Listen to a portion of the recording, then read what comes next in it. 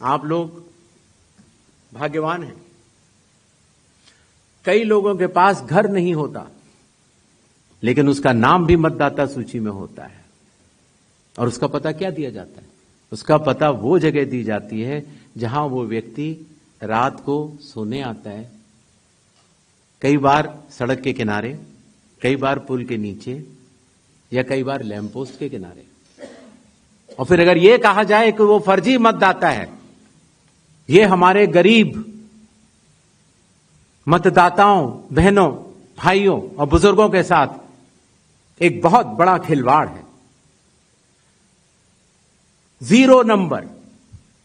आपको पता है इस देश में करोड़ों लोगों के घरों के पते के आगे 0 नंबर है। क्यों? क्योंकि पंचायत, म्यूनिसिपैलिटी, जिस घर में वो रहते हैं, उन्होंने उनका नंबर नहीं दिया। शहरों में अनऑथराइज्ड कॉलोनीज हैं जहां उनको नंबर नहीं है, तो वो अपने फॉर्म में क्या पता भरें? तो चुनाव आयोग के निर्देश कहते हैं, अगर ऐसा कोई भी मतदाता इस देश में है, चुनाव आयोग उसके साथ खड़ा है और उसको नोशनल नंबर देगा। और चूंकि कंप्यूटर में जब उसको भरते हैं तो वो 0 दिखता है। इसका अर्थ ये नहीं है कि वो मतदाता नहीं है।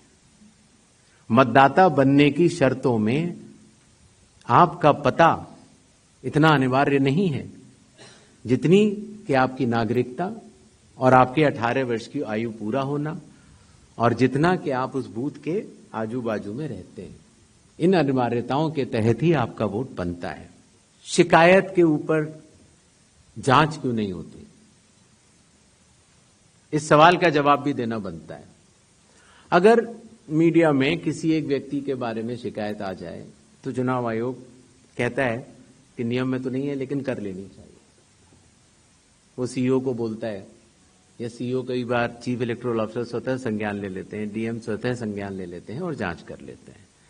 लेकिन अगर आरोप 1.5 लाख मतदाताओं का हो तो क्या बिना किसी सबूत के, बिना किसी हलफनामे के 1.5 लाख मतदाताओं को नोटिस जारी कर दिया जाए? क्या यह न्याय संगत होगा?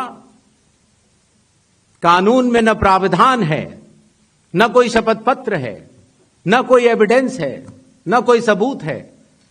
तो क्या 1.5 लाख नोटिस जारी करके उन मतदाताओं को एसडीएम के दफ्तर में बुलाया जाए और यह कहा जाए कि आप फर्जी हैं?